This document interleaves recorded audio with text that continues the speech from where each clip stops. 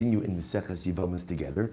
Today's daf is Daf Yud Zayin 17, and we are picking up Emir Hashem on Daf Tes Zayin Amud Beis 16b. Again, I'm sorry that I can't be there with you in person, but it is such an incredible schos to be able to join you from Yerushalayim, Ira Kodesh.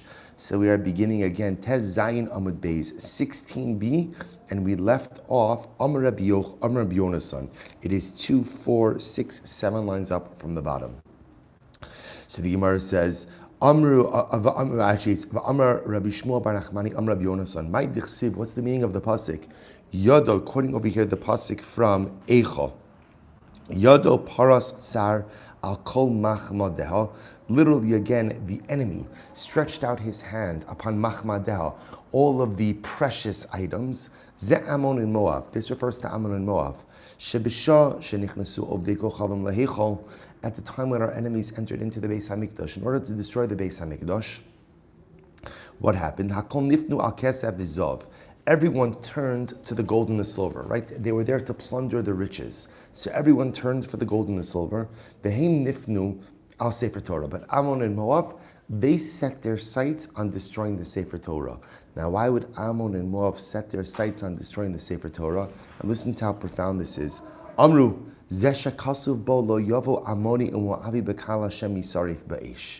ultimately, it's fascinating. Ammon and Moab were so incensed, so upset, that the Torah excludes them from joining the Kal Yisrael, from joining Am Yisrael. Remember, again, there are restrictions. When Ammon and Moab convert, there are restrictions about who they're permitted to marry, what generation they're permitted to join. So they were so upset, they decided to go ahead, while everyone else is pillaging and plundering gold and silver, they're destroying the Sefer Torah. Yisarif Ba'ish. Ultimately, again, this Torah should be destroyed in the fire. Tziva Hashem. So we'll say, it's also just an incredible yisod. If you think about it, right? Why are Ammon and Moab excluded? Ammon and Moab aren't excluded because the Kadosh Baruch Hu doesn't like Ammon and Moab. Ammon and Moab are excluded. Asher lo kidmu eschem b'lechem v'mayim. Number one, because they did not go ahead and greet us with bread and water as we were leaving Egypt. Number two, they hired Bilam ben Ba'ar to go ahead and curse us. So it's fascinating. They're rejected because they did not display basic human kindness towards us. But you know, human nature is that when something goes wrong, our first reaction is to project, or I should say, to deflect. Our first reaction is, okay, whose fault is it? Something went wrong, whose fault is it? It's not my fault, it's not me. Whose fault is it? Instead of sometimes taking the first approach when something doesn't go right in life, something goes wrong, introspecting, did I do something? Did I do something? Could it be that my behaviors in some way caused this cascade of events? Ammon and Moab so incensed that they're rejected. Don't introspect, instead project, deflect onto HaKadosh Baruch Hu, into Am Yisrael, burn the Sefer Torah. Incredible Musar. So the Gemara goes like this. Tziv Hashem Yaakov Sviva Tzarav. So the pasuk over here was once again same pasuk in Eicha. Literally translated, it means Tziv Hashem Yaakov Sviva Tzarav, that Yaakov, Klal Yisrael, will be surrounded by enemies. Amarav kigon Homanya lepum nara. This refers dafka to the Jewish residents of Homanya, which was by Pum Nara. What was unique about these individuals? Rashi says over here, Homanya Yevanim Heim. It was a city that was inhabited by Greeks. And apparently, again, the Jews who lived in Homanya, which was by Pum Nara, they were terribly afflicted by the Greeks. Okay? Amrav Yehud, Amrav Yasi. Ovid kochav mishekidish v'izmanazeh choshishem lekidushav kidushin shema me'aseres hashvatim hu. Incredible Gemara. So Rabasi says, if a non-Jew, a Gentile, an Ovid kochav, an idolater, is mekadesh a Jewish woman in these times, gives kiddushin to a Jewish woman, we have to be choshesh that it's a valid kiddushin. We have to be concerned that it's a valid kiddushin, it's a valid betrothal. How could that be? So we'll say, this is wild. We're choshesh, we're concerned that perhaps he's one of the 10 lost tribes. Perhaps one of the 10 tribes, and therefore perhaps he's really a Yid, he's really a Jew, and therefore his kiddushin is a good kiddushin. So the Gemara says, really? V'ha called the parshim ru parshim. Also, we have a general concept in halacha that ultimately, again, when you have something in front of us, right, something that is separated from the collective, something in front of us now, we generally judge it that it came from the majority. So on a simple level, when you have a person who comes and it betroths a Jewish woman, if you don't know him to be Jewish, you have to assume that he's separated from the vast majority of the world. And the vast majority of the world, as you may have noticed, is not Jewish. He's not Jewish. So kol de parshin u'parshin, whatever comes out from the collective, by definition, has to be judged based on the rov, based on the majority. So why would you assume that if a person who we know to be non-Jewish is mekadesh a Jewish woman, that she would be choshesh for that kiddushin? Why not just more generally assume that Allah Lamaisi is not Jewish? To which the Gemara says, "Beduchta dikvi." No. We're talking about a place where it was known that the 10 tribes had settled there. Look at Rashi, last Rashi in the Daf. Beduchto dekvi, b'nei asaras hashvatim, v'chol kavua kamechza mechzadami, v'hecha kivi. So the idea over here is we're talking about an area where we know, we're going to get into this in just a moment, that the 10 tribes had settled at some point in their journeys. So we're concerned that perhaps over time, the Jews who had settled there, the 10 tribes, the remnant of the 10 tribes, became assimilated. So there's a concern that perhaps one of these people here, when he's Mekadesh a woman, is in fact a Jew, and therefore his Kiddushin ultimately is a valid Kiddushin. Kiddushin is a valid Kiddushin. So that this is the Abdurrose of Kol Kavua Kamechza Mechzadami. When something is found in its place, so then ultimately we consider that to be a 50-50 chance. So without getting into the technicalities of this, the paradigmatic case of this is you have 9 stores that sell you have 9 stores that sell non-kosher meat, 1 store that sells kosher meat.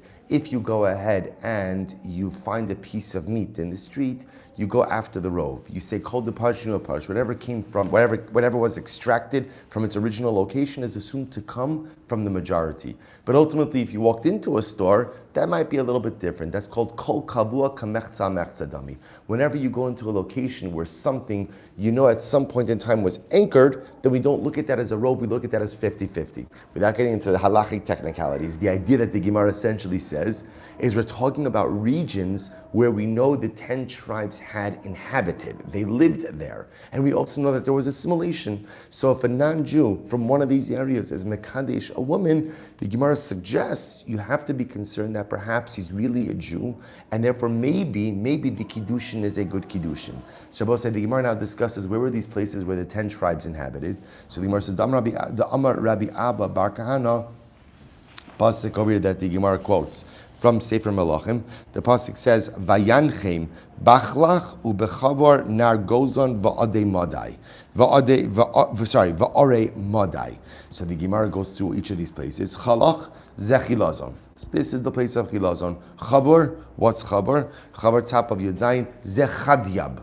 This is the city of Chadyab. Nar Gozen, Zeginzok. Nar Gozen is Ginzok. Ba'arei Madai, Zu Chamdon v'Chavroseha.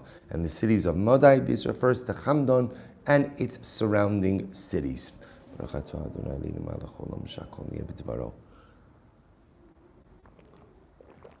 the Gemara goes right to Va'amrilei, Zu Ginzok v'Chavroseha. Others say it's Ginzak and its surrounding areas. Okay, I'm sorry. Va'amilei zu nihar v'chavro. I'm sorry. So Chamdan. Sorry. Va'amilei zu nihar v'chavroseha. Ultimately, some say it's Nihar and its surrounding cities. So the Gemara says Chavroseha man. What are the surrounding cities? Amushmo Krach Mushchi Chitki Vidumakyo. Okay, so these were all places that were meaningful. They knew these particular places, and they knew that halacha l'maisa, the 10 tribes were settled in these areas. So when we say that if a non-Jewish man is mekadesh woman, you have to be concerned that perhaps he's Jewish, it doesn't mean in the Welt, in general, but rather it means in these specific areas. Am Rabbi Yochanan, v'chulan lifsal. Interestingly enough, the Gemara says, by the way, it's a big problem because the truth is we're actually concerned about mamzerus. This goes back to yesterday's daf a little bit, that kind of where there's assimilation and a general erosion of halacha and specifically marital law and divorce. That's where we get into significant mamzerus concerns. And Rashi says over here, Lifsol ruban mamzerin shenitnu aseres hashvatim ba'ovdos kochavim Ubenehem, Harihen ki Yisraelim, V'noagin bam Isra mamzerus, V'heim lo nisaru v'nisu ze'achos sa'obito v'heim mamzer. So Rashi points out over here that again, in general, there was assimilation, intermarriage, lack of understanding of halacha, of course, and therefore all of this kind of creates a big mamzerus chalent. So therefore you have to be concerned with mamzerus that comes out of these places. Ki amrise kamei de Shmuel. When I said this before, Shmuel said as follows, Amrlei, Bincha haba mine Yisraelis karei bincha. You know, at the end of the day, when a non-Jewish man fathers a child with a Jewish woman, ultimately that child is called your child, which is another way of saying that that child is Jewish. That child is Jewish. Ve'in bincha haba mine avedas kochavim karei bincha. But conversely, if a Jewish man fathers a child with a non-Jewish woman, ultimately that child is not called your child, i.e., that child is not Jewish. Ela b'no. Rather, again, quote unquote, it's her child. So here's what's interesting. What the Gemara is just pointing out over here is, I don't understand, at the end of the day, why are we concerned for any level of mamzerus? If halacha l'maisa, people intermarried, so don't we assume just at a certain point in time, everybody's not Jewish? To which the Gemara says, V'ha'ika banos. Okay, but what about the girls? In other words, that's fine. In other words, halacha l'maisa, you could say if the men intermarry, there's no problem of mamzerus because ultimately everyone just becomes not Jewish. What about the women? Rashi says over here, banos, shenishbu v'nisum ovdei kochavim bo'lidu mehem. What about the Jewish women who were taken captive? We saw in yesterday's daf who were violated, taken captive, ultimately marry non-Jewish men. They have children. Those children are Jewish. But the Gemara says something amazing. V'amar Ravina, Shmamina ben bitcha abamina oved kochavim kari bincha. So, and we learned that halacha l'maisa, when a non-Jewish woman has a child with a Jewish man, that's a Jewish child. So ultimately, why? So in other words, for the men, I understand from the Jewish men's side, there's no problem of mamzerus because at the end of the day, if you intermarry, that's it. It's the end of the line, chas v'shalom. But by the women, by the Jewish women, there are Jewish children here. So this is actually a profound Gemara. The Gemara says, Gemiri debansa dahudara itzdaruye itzdara. Actually, very, very overwhelming. The Gemara says we have a tradition that the women of that generation, of the Aseres Hashvatim, of the 10 tribes, ultimately weren't able to conceive. Why weren't they able to conceive? Rashi says, itzdaru, nifka rachman miliklot zera, v'na'asu akaros. Ultimately, again, that Rashi says literally that their womb was uprooted and they became sterile. They were unable to conceive children, which is an overwhelming yesod. What exactly it means, I don't know. But one thing we do know, which is that trauma disrupts the menstrual cycle. And that halacha l'maisa, again, that obviously disrupts the ability to go ahead and conceive. So could it be that on one level, the Chazal are telling us that the exile of the 10 tribes was so dramatic and traumatic for those women that literally it caused almost like across-the-board fertility issues? I don't know, perhaps that's what the Gemara is saying, but Lamaisa, the Gemara is telling us that we have a tradition that those women just didn't conceive, which tragically means that those families stopped at that generation. Therefore, again, the issue at play is really one of men intermarrying. Ika de Amri, others have a different version of this. Ki Amrisa kamei de Shmuel, Amar le lo zazu misham, so the Gemara says another tradition we have is that halacha l'maisa, they did not move from there. In other words, they did not disband the Beis Medrash until they ruled that all of the people of these cities are ovdei kochavim. In other words, what they did was as follows: that essentially through Drisha v'Chakira, right, through analyzing the situation, they came to the halachic conclusion that essentially the 10 tribes have disappeared. And unfortunately, Rahman al-Islam, and therefore again, the people from these particular cities. Now again, does it mean that there aren't remnants of the 10 tribes elsewhere, that there are survivors of the 10 tribes?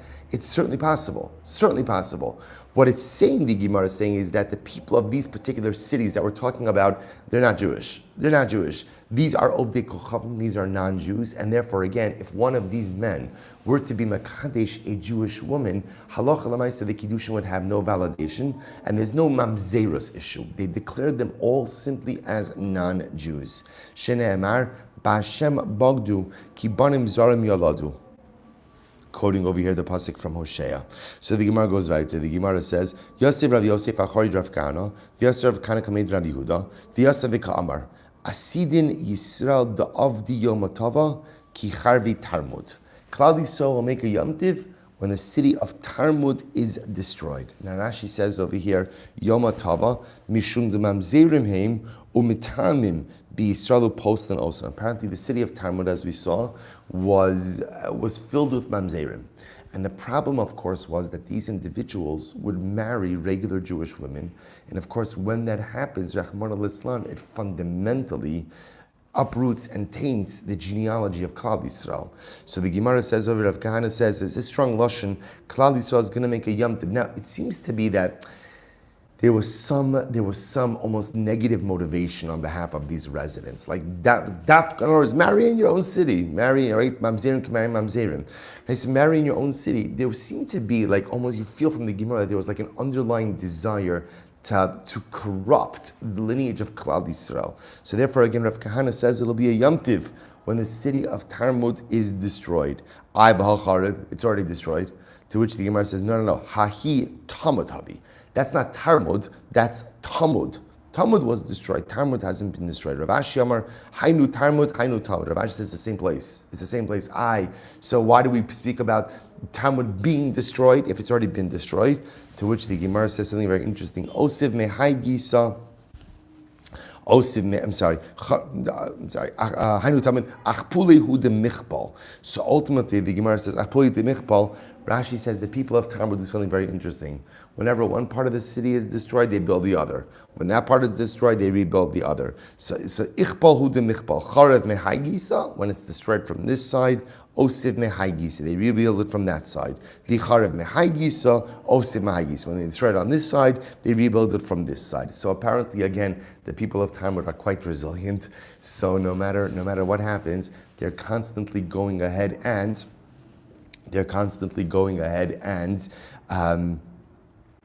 building and rebuilding. So therefore, again, they're always in a partial state of being rebuilt. So it'll be a Yom Tiv when ultimately they are destroyed. So I'll say, first of all, an incredible, the idea is to learn Ezu Chacham Halomed Mikol Adam.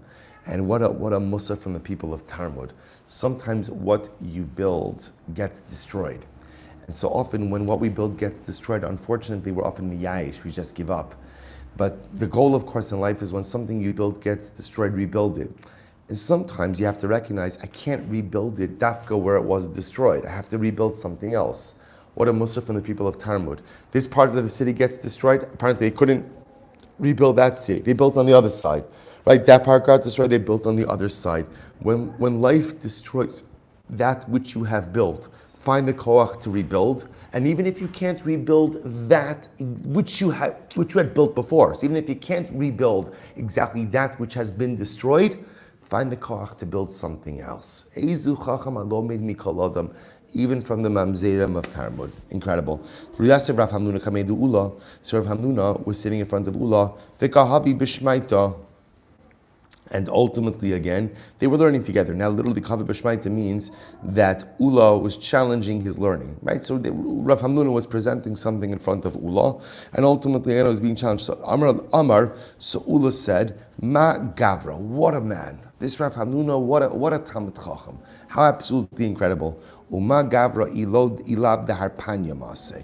And how great would he be had he not come from the city of Harpanya. So apparently Harpanya was another city that had a big mamzerus issue.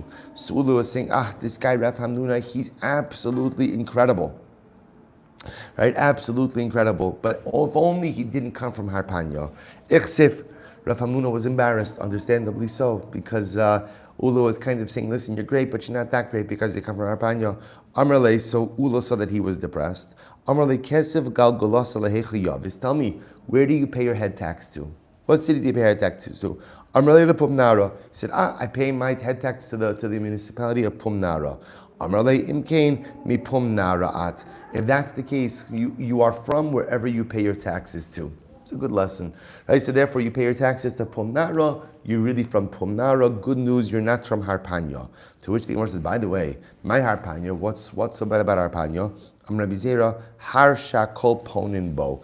It is a mountain that everyone turns to. Now Rashi says over here, Shakol Ponin Bo, Kol Apsulin Shein Motzin Isha Ponin Baholkin Shan.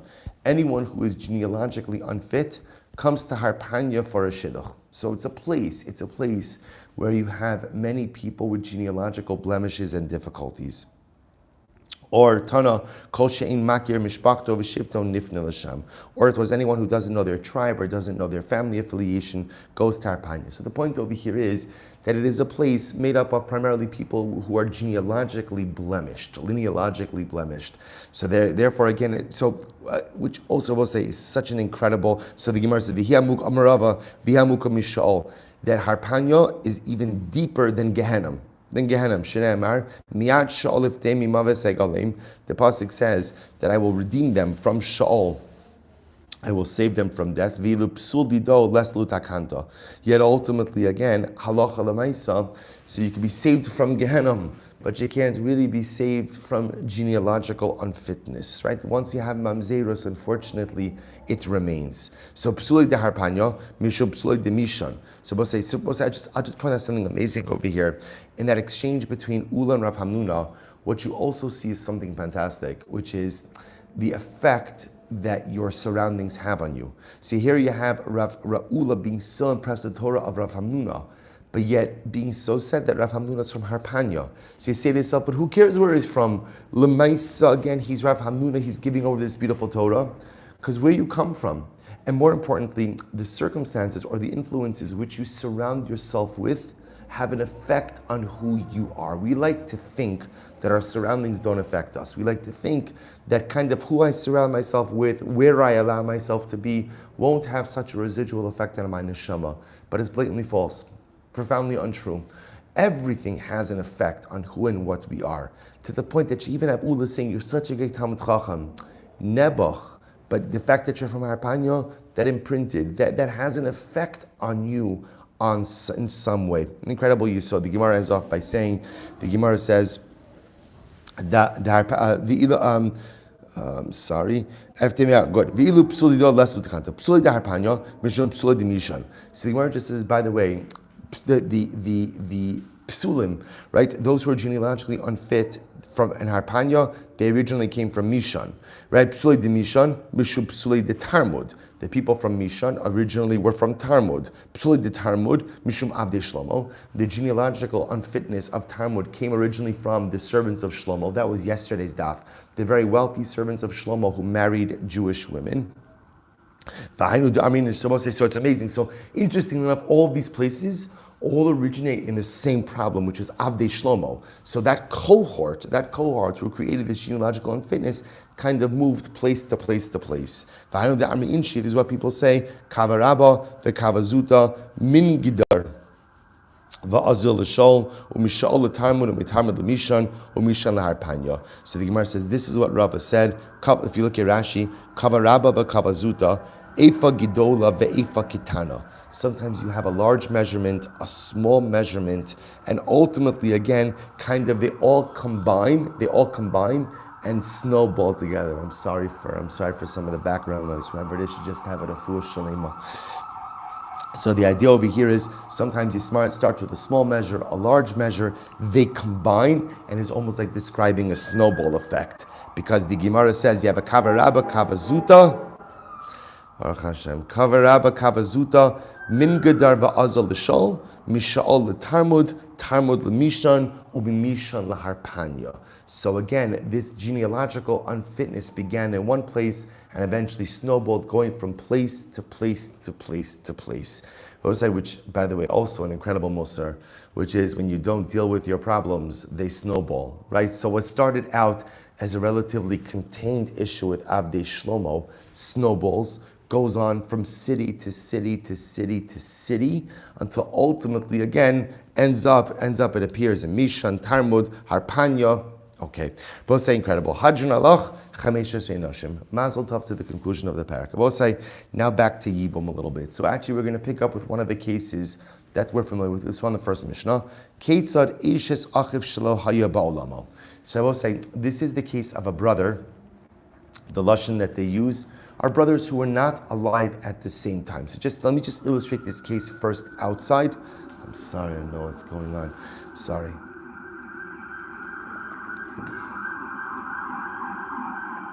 Let me first illustrate this case First, illustrate this case in a simple way. Two brothers, Reuven and Shimon. Right? So what happens now? So Reuven married to two women, Rachel, Leah. No erva. We're done with erva. Everybody's happy. Everything's good. So what happens? So Reuven passes away. Reuven's married to Rachel and Leah. After Reuven passes away, so he has a brother Shimon. After he passes away, they have another brother, Levi. Okay, another brother, Levi. Good. So I will say, now Levi was never alive at the same time that Reuven was. Okay? So Shimon does Yibum with Rachel. Shimon happens to have another wife, Miriam. Okay, Levi's born, Levi grows up. Shimon dies. Shimon now dies without children. So that means two wives, Rachel and Miriam, fall to Levi. So the problem is, Levi can't do Yibum with Rachel. Why not? Because Rachel was the wife originally of Reuven, and ultimately, again, remember, married Shimon through Yibum, and Levi was never alive at the same time that Reuven was. They were non-concurrent brothers. So because of that, because Levi, the brother who was born after the death of Reuven, can't do Yibum with Rachel, who was the wife that Shimon died after Reuven passed away. Therefore, again, Levi is precluded from doing Yibum with either of Shimon's widows, both Rachel and Miriam, which I will say falls into the klal of the first Mishnah, which was essentially, once you're precluded from doing Yibum with one of the wives, once she becomes, we'll call it an erva type, not really an erva, but precluded from Yibum, her tzara, her co-wife, becomes precluded from Yibum as well. That's the case of Eishes Achav Shelo Haya Ba'olamo, non-concurrent brothers. So let's take a look. So Ketzad Eishes Achav Shelo Haya Ba'olamo, what's the case of non-concurrent brothers? Shnei Achim Umeis Echad Mehem. You have two brothers, Reuven and Shimon, and Reuven died. And what happens? V'nola lahen ach. Then after the death of Reuven, another brother, Levi, is born. So both say, now after Levi's born, v'achar kach Yavam hasheni as Eishes Achiv. So both say, so now what happens? Afterwards, Shimon does Yibum with one of Reuven's wives. We called her Rachel. Okay. Then what happens? We'll say, Umeis, and then ultimately Shimon dies. So what's the halacha? Harishona yotza mishum eishes achiv shelo haya ba'olamo. So obviously Levi can't do Yibum with Rachel because ultimately Rachel was the wife of Reuven, and Levi was not alive at the same time that Reuven was alive. So he can't do Yibum with Rachel because again, Rachel is still connected to Reuven. Reuven is still connected to Reuven, and Levi and Reuven are not concurrent brothers. Vashniya mishum tzarasa, and ultimately, again, Miriam, who was Shimon's other wife, also can't do Yibum with Levi. Why not? Because again, she's the tzara, she is the co-wife of Rachel, and because Rachel is precluded from doing Yibum, she is precluded as well. Vashniya mishum tzarasa asaba ma'amar umeis. So I will say, what happens halacha l'maisa? In the same case, Reuven passes away, Levi is born, Shimon didn't yet do Yibum with Rachel. But what does he do? He does ma'amar. So we spoke about the idea ma'amar is kind of like this rabbinic betrothal when it comes to Yibum. It doesn't really affect anything, but it's kind of like a quasi kiddushin. So he does ma'amar. He never did Yibum with her. He never did Yibum with Rachel. He just did ma'amar with her. Umeis. And then ultimately, again, then Shimon dies. So in this case, interestingly enough, Shimon has a wife, Miriam. He did ma'amar with Rachel, but didn't actually do Yibum with her. Then he dies. So what's the halacha? So Umeis. So obviously Levi can't do Yibum with Rachel because she is the wife, she is the widow of his non-concurrent brother of Reuven. What about Miriam? Shniya choletzes v'lo misyabemes. We make Levi do chalitz. Yevamos, technically speaking, Levi should be able to do Yibum with Miriam because Miriam is not the co-wife of Rachel. Because remember again, Shimon has not yet done Yibum with her. But nevertheless, we make Levi do chalitza with Miriam. Again, we'll get into all of these cases in Meretz Hashem. But actually a relatively straightforward case. So Amr of Nachman, Mandatani Rishon Lamishtabish, Mandatani Shniya Lamishtabish. So I'll say, interesting, there are two versions. In our Mishnah, we call when Shimon, the second brother, dies, we call Rachel, who is the wife who he married, we call her the Rishona, the first wife. In an alternate version of this, some call her the second wife. So the Gemara says, Amrav Nachanan, man detani Rishona la mishtabish, man detani shni la mishtabish. The truth is, either way, whether they call the first wife or the second wife, they're both correct. So the Gemara says, how so? Man detani Rishona, the one who calls her the first wife, Amad Beis, Lo mishtabish, is not mistaken. Why? My Rishona. Rabbi say, what does it mean when you call her the first wife? Rishona, my Rishona, Rishona linefila. It means ultimately, again, she was the first wife to fall in Yibum. Rashi says, Rishona linefila, shenafla Rishona liyibum, kodemes azuba pam Rishona. So I will say, ultimately, again, remember, because in this case, Rachel fell for Yibum when Ruvain passed away. Shimon did Yibum with her. Then Shimon dies. Now Rachel falls for Yibum, right? She falls for Yibum again, but she's the first wife who fell for Yibum. Miriam also falls for Yibum now, but Lemaisa, Rachel was the first wife to fall for Yibum. Okay, Uman detani shnia lo mishtabish, and the one who calls Rachel the second wife is also not a mistake. My shnia l'nisuin. She was the second wife to marry Shimon. Rashi says, Shnia l'nisuin shal sheni shu hayanasui kvar ha'achera kishnaf lo zos lefanam. Otherwise it calls Rachel the second one because ultimately Shimon was married to Miriam before he was married to Rachel. Okay? To which the Gemara says, Milo askinan the yavam ba'achra kach kines. But how do you know? How do you know that's the case? Maybe the case is where Shimon, the first woman he marries, is Yibum to Rachel, and then afterwards he marries Miriam.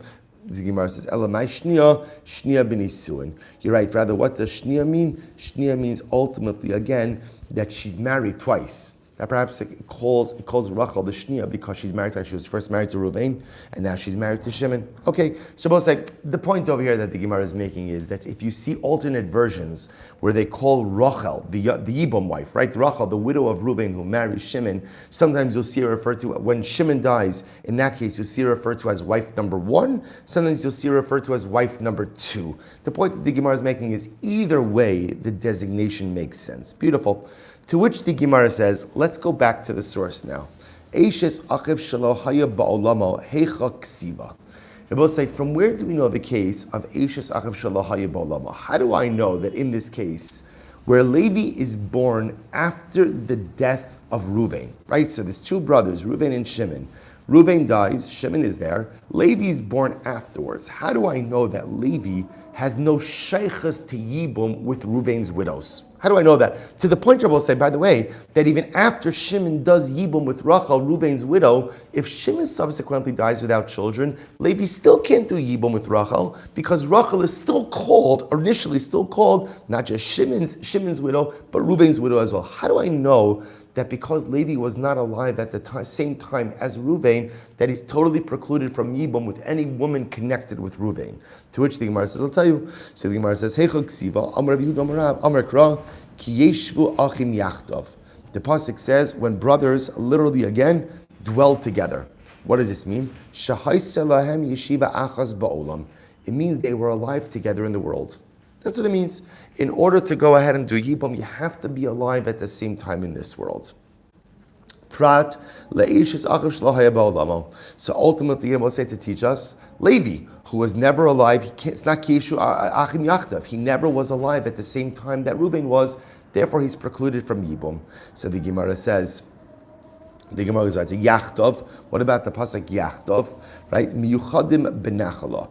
It means brothers who share an inheritance, which means pratli achiv min ha'im. It comes to exclude maternal brothers. It will say the same way that it's only if you share a father that you share an nachal, share an inheritance. So it has to be paternal brothers. So we'll say it's actually very interesting. So two things learned out from this pasuk. Yeshvu teaches me that in order to be subject to Yibum, the brothers have to be alive at the same time. And Yachtov teaches me that ultimately they're together, meaning they would inherit the same way, i.e. they are paternal brothers. Incredible. So Rabba says, Achim min ha'av yolif achva mibnei Yaakov. So Rabba says, no. The way we learn out that they have to be paternal brothers for Yibum, interestingly enough, is actually a gzeira shava of achva. Literally, the term brothers from Bnei Yaakov, from the sons of Yaakov. What does it say? Ma'ala halon min ha'av. So the pasuk says, by the sons of Yaakov. Rashi says over here, it says ultimately, ki yeshu achim, shneim asar achim anachnu. So we'll say, so by the brothers, actually, when they're talking to Yosef, before Yosef revealed his identity, the Shvatim revealed themselves as 12 brothers. So it uses the Lashon Achim over here by the Shvatim, and it used the Lashon of Achim by Yibum, just like by the Shvatim. They were paternal brothers, not maternal brothers, right? Well, some of them were maternal brothers also, but they were paternal brothers. So too over here, Kiyeshvu Achim Yachdov refers to, by Yibum, refers to paternal brothers. So the Gemara says, Mala halon mina avalo mina aim, afkan mina avalo mina aim. Just like by the brothers, the sons of Yaakov, they are paternal brothers. So too, again, halach lamaise by Yibum, when it uses the lashon of achim, that refers to paternal brothers. I v'leilof achva achva me'arayos. Why not go ahead and write the pasuk says ervas eshes achicha, right? It says the word achicha by erva as well. So why not learn out from erva to ach by yibum? Now remember again, by erva, there's an isser erva even with people who you are maternally related to. Why not say therefore again that ach of erva teaches us that ach by yibum also applies to maternal relatives. Donin achim me'achim ve'in donin achim me'achicha. Now we'll say again, we would rather make a gzera shava of achim achim. You see again, by Yibum and by the sons of Yaakov, it's the same word, achim achim, as opposed to by Yibum and Erva. By Erva, it's achicha. By Yibum, it's achim. So we'd rather make a gzera shav of achim achim, Yibum to Bnei Yaakov, than ultimately Yibum to Erva, where it's the similar words. To which the Gemara says, I don't understand. You don't need exact words. My nafkamina, hatan de Rabbi Shmuel, v'shava koin uba koin uba say by tzaras habayis. By tzaras habayis, right, when a house is stricken with leprosy, with tzaras. So we make a gzera shava between the time that the kohen initially goes in to inspect and ultimately again when he returns to inspect. Now we make that gzera shava equating the two processes, even though the Torah uses a dissimilar word, v'shav uba. The point the Gemara is making over here is you can make a gzera shava even if words are not exactly the same. So what's the problem over here? Why can't you make a gzera shava between Yibum and Arayos? By Yibum it says Achim, by Arayos it says Achicha, and use that to teach me that Yibum applies even to maternal brothers. To which the Gemara says, Hani mili hecha deleka midi didamila, aval hecha diiki midi didamila, mididami la yalfinan. To which the Gemara says, you're right. You don't have to use similar words. But if you have similar words, that's obviously the preferred drasha. So I will say, here's what I have. I have the word achim by Yibum, I have the word achim by the sons of Yaakov, and I have the word achicha by Arayos. So now, while it's true that I don't need similar words or exact words in order to make a drasha, when you have a choice between making a gzera shava, ultimately, again, with something that's exactly the same versus something that's similar, I'm going to go with exactly the same. Therefore, the Gemara says we're going to make the gzera shava between Yibum and the sons of Yaakov. Just like the Achim by Yaakov, they are paternal brothers, so too the Achim by Yibum are paternal brothers as well. So far, said we have Achim teaching me paternal brothers, or Yachtov teaching me paternal brothers. We have Kiyeshvu teaching me that they have to be alive at the same time. So the Gemara says, V'leilev achva achva milot. Interesting. Why not learn out achva from Lot, brother from Lot? T'chsiv ki anoshim achim anachnu. That was say again. So here you see, like Lot says to Avraham Avinu, we are achim. Remember, Lot was Abraham's nephew. So maybe now we've just widened the Yibum pool, right? And maybe again, halach l'maisa. Look at Rashi for just a moment. Ki anoshim anachnu v'tisyabim eshes achi aviv. Maybe you should even have to do Yibum with your father's brother's wife. In other words, he uses the word achim by Lot. Lot calls Avram his brother, but it's his uncle. So maybe Yibum extends even to your father's brother's wife, to your aunt. To which the Gemara says, Mistabra, mibnei Yaakov havilei lemelef mishum demifni. So ultimately, Rabbi say, no. There's another reason. By the sons of Yaakov, Rabbi say, that word achim is mufni. It's open. It's extra. It's extraneous. It's unnecessary. Why? So the Gemara said, listen to this.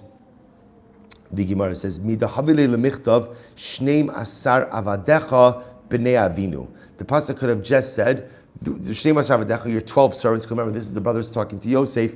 Bnei Avinu, the sons of our father. Why does it have to say achim? Why does it have to say brothers? Shma mina la'afnuye. Ultimately, again, the Torah puts it there because it's for a drasha purpose. It is there dafka to make a. In other words, the word is extra. So whenever you see a word that's extra, it's there to create. It's there to create a drasha. What's the drasha? The drasha ultimately again is achim from Bnei Yaakov ultimately to Yibum. To halacha l'maisa, teach me that, right, to teach me the halacha l'maisa that Yibum only applies with paternal brothers. V'yitzrich l'michtav achim, v'yitzrich l'michtav yachtov. The truth is, you need both achim and you need yachtov. I'll tell you, and I will say both of them seem to teach the same thing, right? Achim teaches me that Yibum only applies to paternal brothers. Yachtov, the Gemara went to say that it's only people who inherit the same way, which are paternal brothers. Why do I need both? Here we go. Because had the Torah just written Achim, you might have thought that you could learn out Achim Gzir Shava from Lot. And that would even tell you that there's even Yibum with your aunt, your father's brother, sister. V'chitema lo mufni. And maybe you'll say, but that word is not extra, it's not open for drasha. Lo yafnuye. Mipnei nidahavale Loi afnuye mifnei. It really is open for a drasha. Why? Midahavile lemichtav reim uksiv achim shma mina laafnuye. Because Lot could have said reim. He could have said we are close. We're friends. But he uses achim. Torah didn't need to use that word. The fact that the Torah uses that word would seem to free it up for drasha purposes. Therefore, kasav rachmana yachtov hamiyuchad benachla. So it's interesting.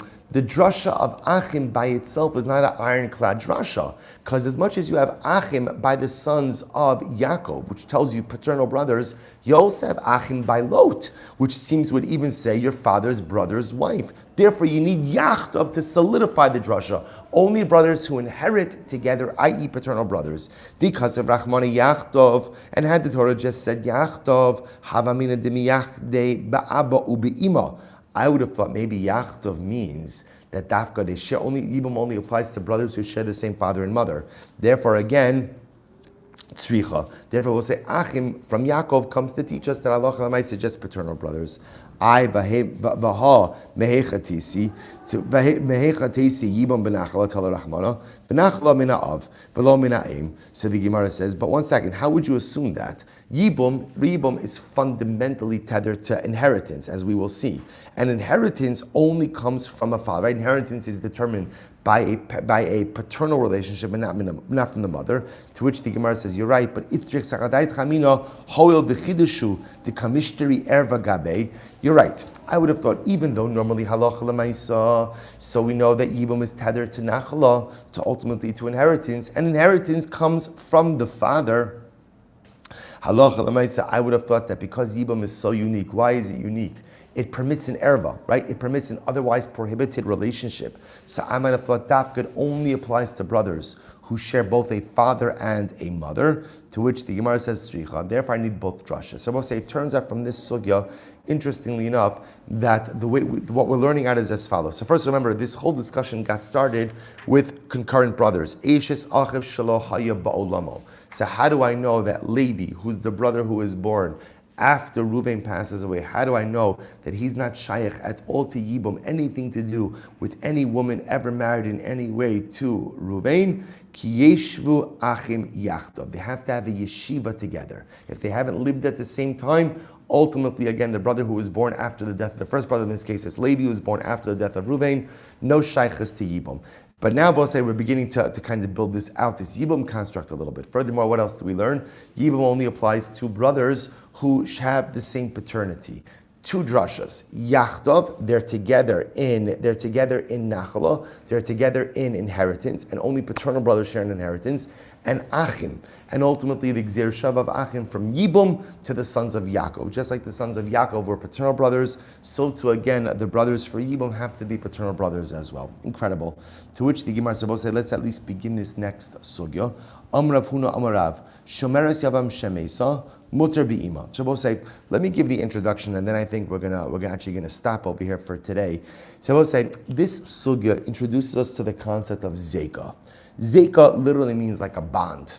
a bond. They call it a zeka bond, but zeka means a connection. There is this idea that halacha lamaisa, we know that when a brother passes away without children, right? Reuven passes away and he leaves behind Rachel and Leah, or even just one wife, it doesn't matter. So now that widow has a relationship with Shimon. There's a relationship that is there. And I will say, here's what's interesting. We know that because, for example, when Shimon marries this woman, when Shimon does Yibum, he doesn't need new Kiddushin. Right? He doesn't have to give her a ring. He doesn't have to give her Kesef Kiddushin. All that's required is Bia. All that's required is the consummation of the marriage. Because there is a relationship that is already there. It already exists. We're now going to get into the sugya, it's going to be tomorrow, we'll get into the sugya of Yesh Zeka or Ein Zeka, which essentially means as follows. I know there's a connection.